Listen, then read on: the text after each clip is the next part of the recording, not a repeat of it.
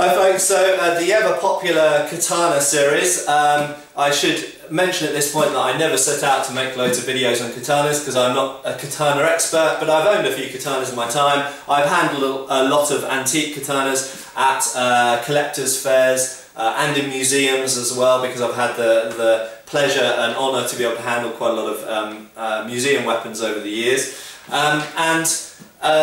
Really what I wanted to say is one simple point, that there seems to be a pervasive idea on the internet, and therefore I assume generally out there in the world, that katanas are amazing cutters. Okay, are katanas amazing cutting swords? Well, to keep it relatively short and sweet, they're pretty good, yeah. They are good cutting swords, okay? That's maybe not what you're expecting me to say. They are good cutting swords. They're not, katanas aren't good at everything, like some of you out there seem to think they are. They are not lightsabers, they're not magic, they don't fly out of people's eyeballs and knock buildings down or chop cannon barrels in half. But, you know, they are good cutting swords. Why? Well, because that's what they're set up to do. That is what they're optimised to be able to do. They're a bit curved, they're kept very sharp in a wooden scabbard. They have no secondary bevel to the edge. That means, put the sword down, that means that the edge meets essentially like this, rather than coming like most knives, and in fact a lot of Western swords do. They come to this and then they step in at the last minute to come to an edge. So they've got very fine edges. They're made very good quality with a very hard edge, usually about 60 Rockwell on antique examples, 60 Rockwell on the edge, so they're very hard, good quality steel on the edge. And the good quality steel is of course focused on the edge, very well hardened and tempered, and they're sharpened with very, very fine medium to give a very fine edge. And a little shout out to Mike Edelson out there, who'll probably be going, yeah, at this point, okay? Yes, they're very good cutting swords. However, are they the best cutting swords? You know, I'm not sure. I haven't tested all swords, I haven't cut with all swords that you can cut with, and I'm not the world's best cutter by any measure. I'm not bad, I think. And you know, I've cut with katanas, I've cut with long swords, I've cut with falchions, sabres, types of shamshir. I've cut with machetes, lots of different types of swords.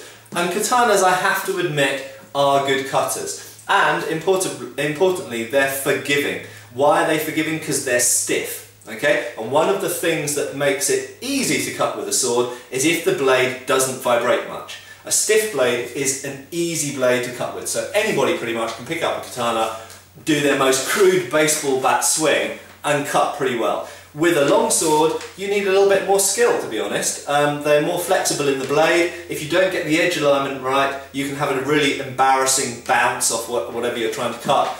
Or it just doesn't cut very deeply. So katanas are easy to cut with, they do cut well. However, going back to the question I asked before, are they the best cutters around?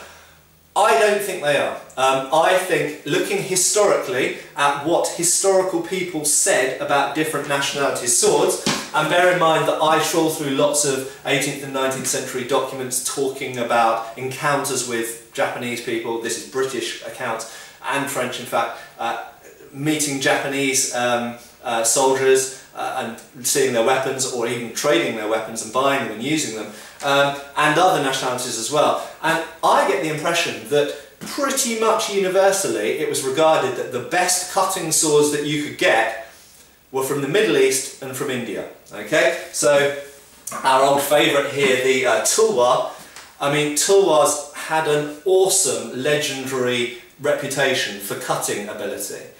They are more curved than a katana. Yes, they're one-handed, but there's a whole other debate. Do one-handed swords or two-handed swords cut better? Actually, experiments show that there's not a lot of difference. You have advantages from using a two-handed sword which actually don't involve power generation. You have a different type of power generation with a one-handed sword, and it flies a little bit more freely than a two-handed sword, in fact. So actually, a two-handed sword doesn't necessarily cut with more power than a one-handed sword.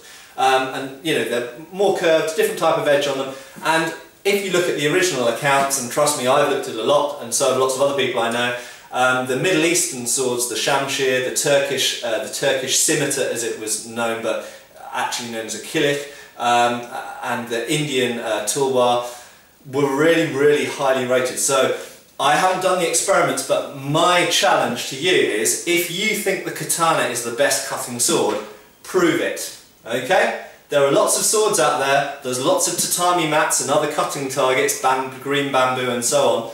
Go and prove it. Prove to me that a katana cuts better than a European falchion, or an Indian tulwar, or a Turkish kilik, or an Arabian shamshir. Prove it to me, because there's some awesome cutting swords out there, and I'm not so sure actually that the katana is the best of them.